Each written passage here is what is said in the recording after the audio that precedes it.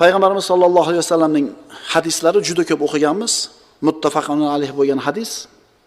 An Abi Hurayra roziyallohu anhu, ani Nabiy sollallohu alayhi vasallam qol: "Tunkahul mar'atu li arba'a." Ayol kishilarni 4 ta narsasiga qarab, 4 ta narsasiga qiziqib uylaniladi. Limaliha, mol davlatiga qiziqib uylaniladi. Li hasabiha, nasl nasabiga qiziqib uylaniladi. Li jamaliha, chiroyiga qarab uylaniladi. Va li diniha, diniga qiziqib uylaniladi. Qarang, to'ralasi ham chiroyli narsa. Boylik chiroyli narsa, nasl nasab chiroyli narsa, chiroyli narsa, din chiroyli. Qani to'ralasi ham go'zal bo'lsa. Shunda payg'ambarimiz aytibdilar, dindorini tanlagin, baraka topkur yoki baraka topasan. To'ralasi turganda birinchi diniga qaraymiz. To'ralasi ham chiroyli narsa, go'zallik. Shunda dini birinchi o'rinda turishligi kerak bo'ladi. Go'zallik faqatgina shaklda, zohirda emas. Uylanadigan ukalar, albatta chiroyligini istaysizlar. Albatta yuziga qaraysizlar, bo'yiga qaraysizlar, boshqa joyga qaraysizlar. Bu sizlar ko'zinglar ko'rayotgan narsa, lekin ichki dunyosini ko'ra olasizlarmi? Bir ayol bor, o'rtacha husnli. Eri bilan yashaydi, eriga vafodor, doim xizmatida, doim ko'niga qaragan, bor yo'g'ida yonida birga turadi. Bunaqa erkakning hayoti haqiqatan osoyishta bo'ladi, saodatli bo'ladi. Yoki yana bir erkak kishi ayoli juda ham go'zal, juda ham chiroyli, lekin boyaga aytilgan narsalar yo'q bunda. Vafo yo'q, mehr yo'q, muhabbat yo'q, xizmat yo'q. Endi bu erkakning hayoti nima bo'ladi? Do'zaxdan bir parcha bo'ladi. Aytilinyapti, chiroyiga, puliga, nasl nasabiga, diniga deyapti. Dinini birinchi qaraylik, dinini. Kishi chiroyli kiyimni kiydi. Chiroyli yuvib tarandi, sochlarini taradi, xush bo'ladi, sepdi. Zohiri go'zal bo'ldi. Odamlar ko'rsa ko'zi quvonadigan bo'ldi.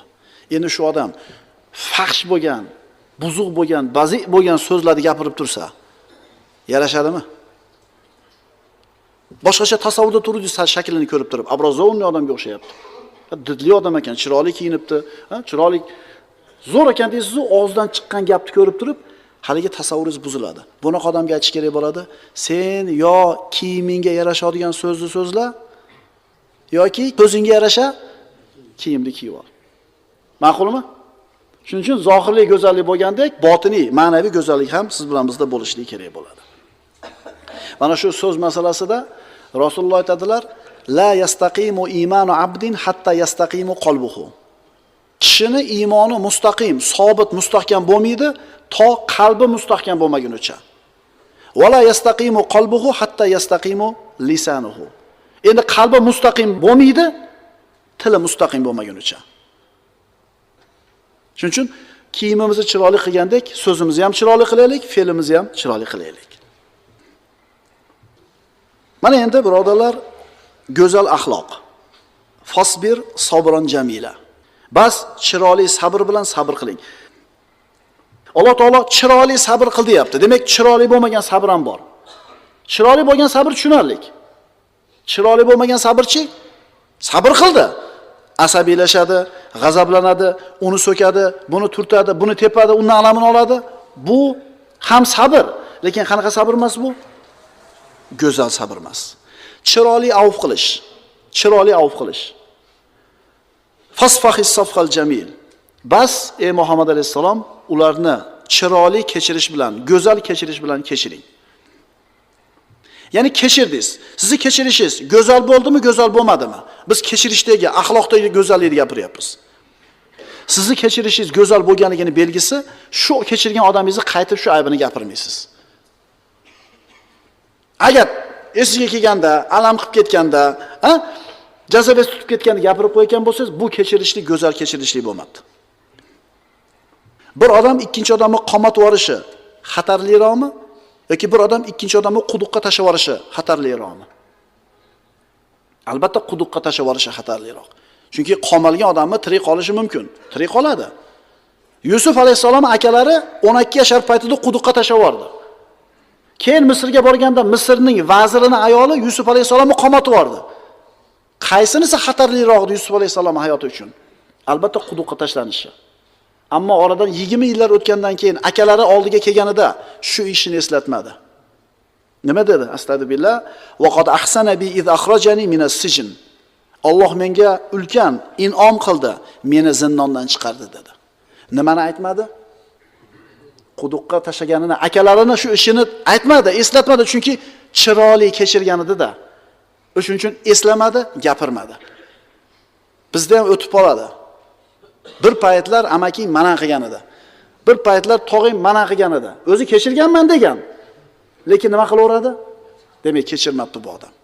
Go'zal kechirish bu aybni qaytib eslamaslik bilan bo'ladi. Robboniy go'zalligining martabalari. Alloh taoloning zoti go'zal, sifatlari go'zal, fe'llari go'zal, ismlari go'zal. Alloh taolo shunday go'zal zotki, u zotning go'zalligini, qandayligini na bir payg'ambar bilmaydi, na bir farishta bilmaydi. Allohning qanchalik go'zal ekanligini faqat Alloh taoloning o'zi biladi. Bizi aqllarimiz birodarlar sig'dira olmaydi Alloh taoloni go'zalini idrok qilishligini. Shuning uchun birodarlar aytiladiki, shariat adolatning ayni o'zi. Chunki u Allohning manhaji. Shariat rahmatning ayni o'zi. Shariat hikmatning ayni o'zi. Shariat faqat va faqat xayriyat, yaxshilik. Shuning uchun qaysi ishimiz bizni musulmonlar, qaysi bir ishimiz shariat doirasidan chiqib ketsa, u yaxshilik emas, yomonlikka qarab ketadi. Uni har qancha qog'ozga o'ring, har qancha bezang qilayotgan ishingizni shariatdan chiqdimi? Bu endi yomon ish, bu zarar ish, bu xunuk ish. Islom chiroyli sanagan, shariat chiroyli sanagan narsa chiroyli, shariat xunuk deb sanagan narsa xunuk. Bachavozlikda erkakda erkakka, ayolda ayolga uylanishligini taraqqiyoti belgisi, peshqadamlik deyapti. Har qanaqa qog'ozga o'rayapti. Ammo shariatimiz nima degan? Bu razillik, qabihlik, ifloslik dedimi? Tamom. Har qancha qog'ozga o'ramasin, biz shariatda turib aytamizki, bu ifloslik, razillik, rasvolik. Bizga bu narsalar yot, bu narsalar bizga harom, mumkin emas. Yana qaytarib aytamiz, hamma yaxshilik shariatda. Shariatdan chiqdingizmi, endi har qanday narsaga tayyor turavering. Biz Alloh taoloni al-Jamil, go'zal zot deb aytdik. Alloh taoloning hamma yo'g'i go'zal. Ismi ham, zoti ham, fe'li ham. Shuning uchun fe'lini ko'ramiz. Qor yog'ishini kuzatinglar, qanaqa go'zal. Yomg'ir yog'ishini bir eshitinglar, qanaqa go'zal. Gulni o'sib chiqib kelayotganini ko'ring, qanaqa go'zal. Kichkinagina jiji bolangizni, shu bir 3 oy, 4 oylik bo'lgan, 5 oylik bo'lgan bolangizni qarang, qanaqa go'zal. Quruq qaqshab yotgan, yerga yomg'ir yoqqandan keyin ko'kat chiqqanini ko'ring, qanaqa go'zal. Chunki bu go'zal bo'lgan, al-Jamil bo'lgan Alloh azza va jallaning fe'lidan edi. Qo'limizda yekkan olmamizni qaraylik. Biz qarab o'tirmaymiz, ha? Qoch. Nima yeding? Qanaqa yeding? Olmani oling qo'lingizga. Shakliga qarab bir maza qiling. Ko'zingiz quvonsin. Hidlang, burningiz maza qilsin. Demak, olmaning rangidan, hididan, shaklidan, ta'midan huzurlanayotgan paytimizda birodarlar, buni kim yaratdi, shuni bir o'ylab qo'yaylik. Ko'klamzorni qaraylik. Ko'm-ko'k maysa. Siz hech narsa qilmaysiz. Yomg'ir yog'adi, chiqadi. Qadriga yetmaymiz birodarlar. Samoda ko'kligiga, daryoda oqishiga, dengizda mavjlanishiga, kun bilan tun almashishiga qaraylik birodarlar. Bularni kim yaratdi? Al-Jamil bo'lgan Robbimiz subhanahu va taolo. Bir ishda juda ham chiroyli qilib qo'ygan bo'lsa, ustasi qarab turib, ha, ustasi kuchli odam ekan, o'zini ishida mohir ekan deysiz. Hunari go'zal ekan deysiz. To'g'rimi?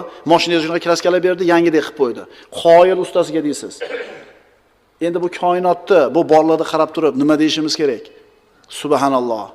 Bu go'zalliklarni yaratgan Alloh taolo o'zi ham al-Jamil, go'zal bo'lgan zot. Walau yarallazina zalamu iz yarawna al-azaba anna al-quwwata lillahi jami'a. Bunday zolimlar azobga ro'baro bo'ladigan zamonlarida, qiyomat kunida butun kuch qudrat Allohniki bo'lishini va Allohning azobi qattiq ekanini bilsalar edi. Kimlar zolim, kimlar o'ziga zulm qilgan kimsalar, gunoh qilganlar. Inson gunoh qilar ekan, faqat o'ziga zulm qiladi. Endi qarab turing. Nima deb gunoh qiladi inson? Masalan, bir ayolni dedida shunga yetaman deb gunohga qo'l urdi. Nimasiga aldandi bu ayolda? Go'zalligiga. Demak, bu insonni go'zallikka bo'lgan oshiqligi gunoh qilishlikka oldi. chiroyli imorat, chiroyli mashinani ko'rdi-da, shunga yetishlik uchun bir harom ishga qo'l urdi. Bu narsalarning nimasiga aldandi? Go'zalligiga. Insonning tabiatida go'zallikka bo'lgan muhabbat uni gunoh qilishlikka, osiylikka olib bordi. Endi nima uchun azobga qoldi? Nima uchun Robbimizga osiy bo'ldi? Vaqtincha bo'lgan, go'zalligi vaqtincha bo'lgan maxluqni muhabbati bilan aldanib qoldi. Go'zallikka aldanib qolamiz ekan. Ma'qulmi? Masalan, yangi mashina oldingiz, yuribsiz. 6 oydan keyin yangisi chiqadi. Undan chiroyliroq. Molingiz ham zo'r o'zi. Nima bilan oldayapti sizni? Go'zallik oldayapti-kami? Endi inson shu go'zallikka aldanib turib gunohga qo'l ursa, musulmon odam, Allohga itoat qilgan odam haqiqiy go'zallikka oshiq bo'ladi. Bu Alloh subhanahu va taoloning jamoli. Boyagi dunyoda go'zalliklari harakat qilsangiz, intilsangiz yetishingiz mumkin. Yetganingizdan keyin bilasizmi, zerikasiz shundan. Ammo haqiqiy go'zallik bo'lgan Alloh taoloning jamoliga intilgan odam bu dunyoda yeta olmaydi o maqsadiga. Shuning uchun doimiy suratda uni hayotida intilish bo'ladi, shavq bo'ladi. Zerikish bo'lmaydi hayotida. Banda hushyor bo'lsin. Banda bu go'zalliklarni tark qiladi yoki u go'zalliklar uni tark qiladi. Chiroyli ayolni yaxshi ko'radi bir erkak. Juda ham yaxshi ko'rar edi. Lekin bir kun keladi, albatta ajraydi bir-biridan. Yo uni ajali tufayli, yo buni ajali tufayli.